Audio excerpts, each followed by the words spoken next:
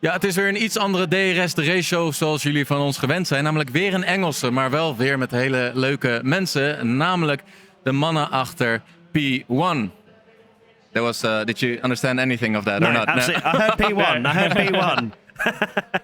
P1. Guys, thank you for being here. Just like his Formula One career, Guido will join us as the last one. He's still busy with his, well, I don't know, sim races and other things. He's on the main stage. He's too important for us. I know, yeah. That's the feeling I got the whole weekend. You two have each other, yeah. And I have a little kid who I drag around, and now is completely gone. But he'll join us later. But thank you for joining our podcast. You're one of our biggest fans, right? Absolutely. Yeah. What do you think of last episode? Great. Translated all of it. Understood everything. Yeah. Every word. But you guys, it's really funny. We just talked about it. You're actually really popular in the Netherlands. I mean, I wouldn't call ourselves really popular, but I think you guys have more selfies here than Guido. No, that's definitely not true. Surely not. Not when he comes off the main stage. I'm sure there he'll be he is, swarmed. and no one has noticed him yet. Oh, he's here. He's here. But no, it's amazing to have some, to have some Dutch fans come and say hello to us over the weekend. Here he is. Nice. How's it going, man? You good? Good. You? Hey. Yeah, very good. Thanks, mate. Sorry, guys. I'm a bit late. You're even slower than Lawson this weekend. You're on the main stage. Yeah, no, I was on the main stage, but I had to do something for Heineken. But I just skipped out because you guys are here. So thank you very much for coming. That's absolutely no problem, my friend. How's no life? problem. It's good. I mean, we're here. Very good. Zandvoort. We've been having a great weekend. So, and now we're on your podcast. And I heard you had Science. I didn't listen yet, but it's was not it out good? yet. It's not out yet. When is it coming out? He Next could week, have said great Next week. podcast with Science. I loved every minute. Yeah. Actually, I could.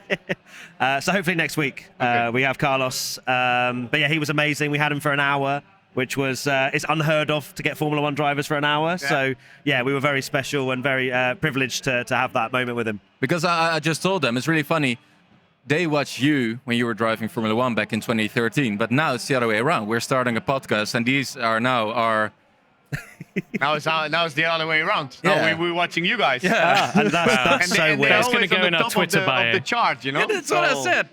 We're still down below, and we're like Caterham, and they're the Red Bull of Vettel. You know? Yeah, exactly. I didn't even realize that. Our podcast is the Caterham of Formula One podcast. But actually, what my question was also, because you guys were always with the F1. Yeah. Then it stopped, and then you started with your own brand. But why did you guys stop there?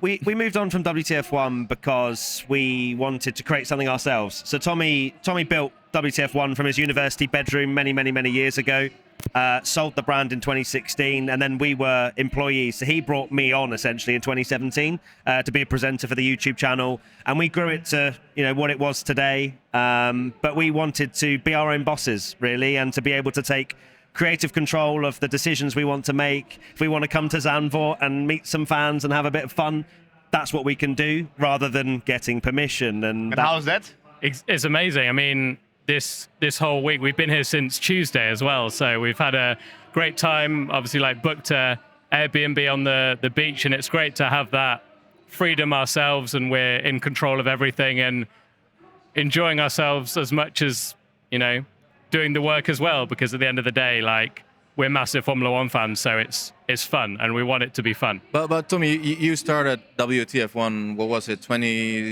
About 2010, so a long time already. Yeah, it's like it was basically a meme page. Cheers. It's Cheers. 0.0, so don't worry. Put a little vodka in Guido's one. Of course. So 2010. No idea. Internet was social media was relatively new. Very then new. you started a blog or? Yeah, so it was a blog. It was a Facebook page, posting funny photoshops and memes. There was very little out there because, Formula One is massive now, but back then it was hard to even find 10, 20 people just to speak about on Twitter. And now it seems like everyone on Twitter loves F1, but yeah, it was difficult to find people, but it was just building that audience through memes and stuff, and just showing that the sport had a fun side to it. that no Did you one make else memes about was Guido? doing. Because I mean, it was Probably 2010, did. so Probably about the whole Sauber situation. I and think stuff so, like that. yeah. yeah. I'm sure that came up. It was actually funny when you arrived. We only had 3 seats here. So it's story of your life thought, again. yeah, 3 seats. Yeah, sorry, my life. Sauber only had 2 seats, so. And I think they signed 4 or 5 drivers or Yeah, something. Sutil as well, Sutil right? as well. He's still in court. Yeah, court, and he's doing something. So I don't know. Oh, It's wow. not great. What but, else? I recently saw a photo on LinkedIn from Monisha Kaltenborn. Yo, pas. But she... This is Guido. This is Guido. Voor de luisteraars, Guido krijgt even een telefoontje die hij moet opnemen. Yeah. Professional at his sorry, finest, I yeah. have to take this one. So continue. That's okay. That's okay.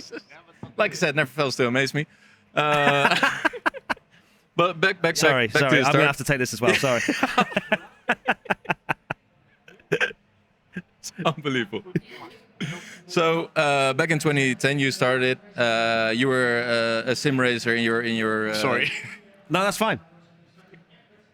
I after years passing by, I still get more respect. I get more respect for Sauber. Why? Because they kicked me out. Because I think Ericsson was a truly a professional.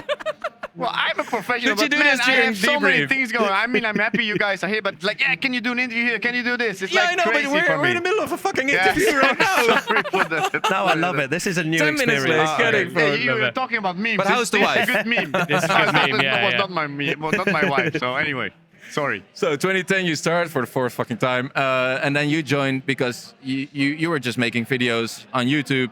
Yeah, I mean, Sim racing. I was having a bit of fun, really. You know, I used to work in schools. I used to work with kids trying to make it in life, and I used to be a bit of a counsellor, let's say. So I had nothing to do with Formula One. I just had my own little channel that I used to make, sort of like play the F1 game and talk 100 over subs. it. It was very, yeah, like it was small time, but it was enough for Tommy to eventually stumble across it and go, oh, this guy's a little bit off the Yeah. rails. I actually found the other day, which is a proper throwback, the sheet that I made and my wife helped me with as well, looking for YouTubers, and Matt was on there.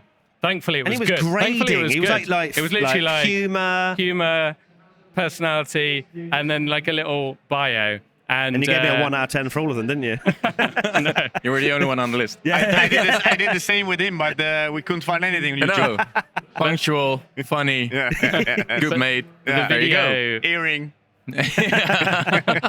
Tattoo, just like you. Yeah, Have you sorry. ever seen Guido's tattoo? No. No. Oh, no, stop it. It's a Superman logo with the G. Is it? Is it? When did you get that? When I was 17, 18, when I won the World Championship in the go-kart, I was drunk and we were friends. And then I said, yeah, let's put a tattoo. And the guy was like, yeah, what do you put? I like the Superman logo. Let's put a G in. So the next morning when I came home, I was like, shit, what the fuck did I do? And my mom, she was so angry, Oh, so really? angry. Oh, But anyway, no. I still have it. It's a memory. Especially now, It's a 20 memory. years later, it's like a Q or a W. You Yeah, can't really see what it is super anymore. Q, so- But then, so you started working together. But the fun thing is, I think we both, when WTF1 in 2014, we already, I think we followed it, and for the memes, obviously. But when you look back at it now, you drove a Formula One car. You have an hour with Carlos Sainz. You get invited to Maranello to drive. You're living the dream. Absolutely. Yeah. It's you know, I've been doing it for what 7 years now, and it still doesn't feel normal. That's the thing, is that, you know, I'll come to Zandvoort this weekend and I'm still absolutely buzzing the minute I walk through the gates, and to have whatever access is a privilege, it feels like. So How was it for you? Are a founder of WTF1. Yeah. Then you get this guy based on your ranking system. You drag him in, numbers grow, and then you have to see him drive a Formula One car. But you're the founder. Wasn't that difficult to stand It by? was, but I absolutely hated being on camera or doing anything like that when we first started. That was part of the reason, like, we got Matt on board as well. So this was actually quite not new to me because I'm used to it now, but I never wanted to be involved in this kind of thing. So that kind of grew just through, I guess, our podcast on WTF1. But then, yeah, now with P1, I don't even think twice about it, which is now he's useful. like, I'm driving the F1 car. Yeah, if it when, comes when, in. is that, next when is time. that coming up? No, you had your shot. No idea. If it comes in, we'll fight to the death for it. Yeah, there you go. that's the thing we need to do now. We've had some amazing experiences, but now we need to both race in a F1 Yeah, we need to car. race. That's the ceiling. And how is the podcast going in England? Because I saw you straight away, the first podcast, boom, top of the charts. Yeah, Still is? it's Amazing, been. yeah. But charts is a difficult thing because I think it's based on new listeners, so we're never always going to be at the top of the charts, especially in the UK and whatnot. But yeah, our podcast has been the one thing that's surprised us the most. We've been going just over 6 months, I think, and we're reaching, I think, 7 million downloads in that time, which is absolutely 7 million? mind-boggling. Yeah, it's Wow. absolutely mind-boggling for us. We were happy with 20K. But we do a lot of podcasts. We have a kind of a nice routine where we'll do a podcast on the Wednesday before the race, which are our predictions. Friday covering practice, Saturday qualifying, Sunday race. So we're always talking about Formula One. Yeah. And people have kind of got used to us always uploading. everywhere. So yeah, But the people. good thing is it's funny. It has good stuff in it. It's also serious. I really like to listen Thank to you you. guys. So Thank you so I think much. you guys doing a good job. Thank you. Is it difficult for you to maintain, because it's at the end it's a fun podcast, but you're getting also more critical about drivers. Is it difficult to maintain that balance between having an hour with Carlos Sainz and then being critical the next podcast? That is a difficult one because, like, personally, I find that we must be doing something right because I'll get something on Twitter that says that, oh, I'm the biggest Hamilton fan in the world, and then next week I'm the biggest Max fan, and then the next week I'm the biggest Leclerc fan. And actually, I feel like, yeah, we have our favorite drivers, but we try and, if a driver does well, you say they do well, and that doesn't mean that you're a fanboy or whatever.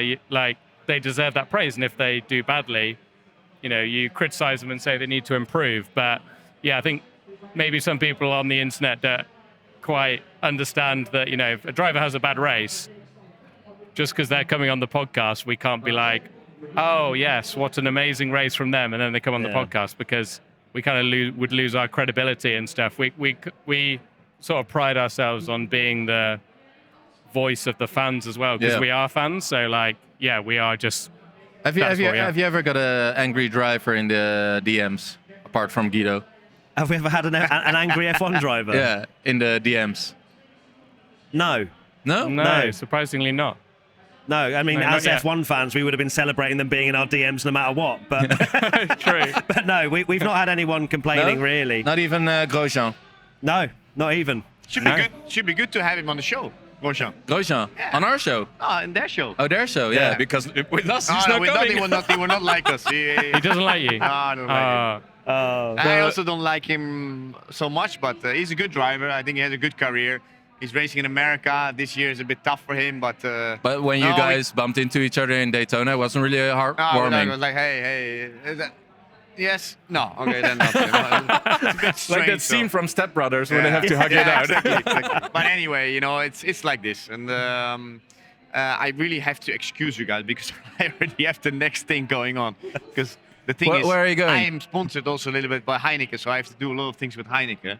I have to do one interview, then I have to go to Viaplay. My schedule is flat out this No, weekend. we are privileged that you came along and said hello. Yeah, no, of course. But anyway, thanks a lot for being in That's Joost's okay. podcast. Can you and ask my podcast. Sir Jackie to take her place?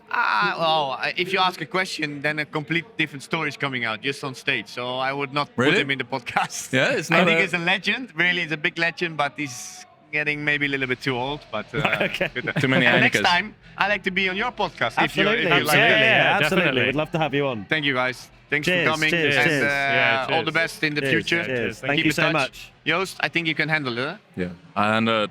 I handle it. Right, These we can guys- talk about Guido now. Yeah, finally. Yes, finally. Nice to see Finally. you, mate. Take care. But no angry drivers or No, not really. I No. mean, I'm sure there's PR teams in the years gone by where and that was one of the frustrations we had with WTF1 was it wasn't just us talking about it or putting out articles or putting out that there was other people in the team that might have said something or used a headline that would grab a few more clicks, and that was not the kind of route we wanted to go down, and then that would maybe piss off a team, and then we're going, oh, well, actually, I would get some of that heat even though I had nothing to do with it. Yeah. And so that was a frustration, whereas now it's just me and Tommy. We're the only people that talk to the teams, the drivers. We know exactly what we're putting out. 'Cause Yeah. we want to be as respectful as possible. but also deliver criticism at the same time because we are fans and we have opinions. Yeah, exactly. I mean, Matt got invited into Ferrari for a coffee despite him sort of ranting about many strategy errors, so you've done all right. Yeah, so after the Carlos Sainz interview, one of the members of the team was like, oh, you know, you're always welcome in Ferrari. Ferrari's your home. And I was like, can I get a voice note, please, of that? Anytime I want to walk in, Ferrari's my home. Thank you very much. It's a trap.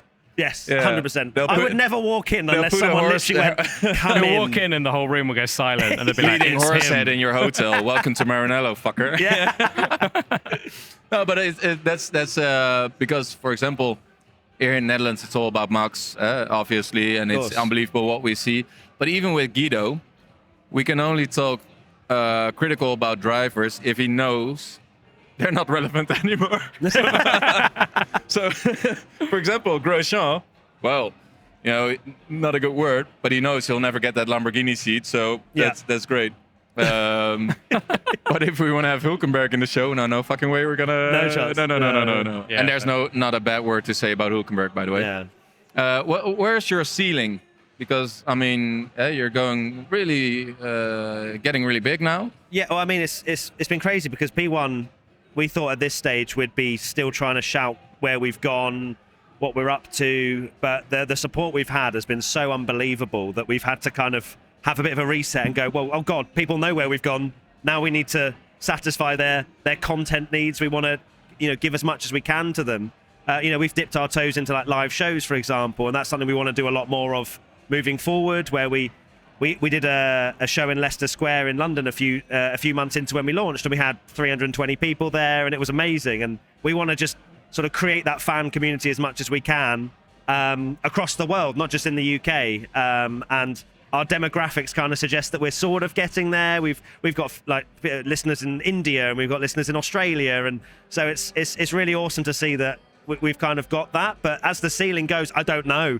We keep thinking we hit the ceiling. Yeah. I was thinking, what about because do you still sim race?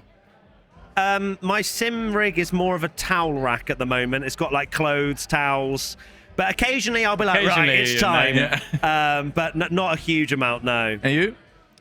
Not as much. I used to, like, when it was COVID, we used to play quite a bit of iRacing and stuff, and then I kind of haven't for quite a while, so. Because I've been, Guido and I have been speaking about a new idea. That's actually new for the podcast, but I want to know how long it takes for a normal guy, just average in sim racing, when he's as close as can be to a Formula One driver. And in Netherlands, you have a lot of companies that offer those things. Yeah. That's a fucking problem. A new beer. Tops up, lovely. Haven't even had breakfast. Breakfast of champions. What if we can arrange something that we're doing a P1 and a DRS ratio, like a facility to drive? Yeah. I know some guys in the Netherlands that maybe want to do that. And then the ultimate goal is 10 years, the 24 hours of Le Mans. That would be something. P1, DRS. Yeah. Look. I think 10 years. I think I might need 25 years, but we'll. Yeah, to be because fair, they still race in Le Mans at that age. True. So. Yeah, True. Jan Lammers, Magnussen, that. Yeah. Because I think that might be your next ceiling. Like a purple car, purple livery. Yeah, Porsche. yes, that sounds good. Oh, you love liveries that. and designs, Yeah, helmet designs yeah, and things. exactly. Yeah, So- that would. I mean, yeah, that would be cool.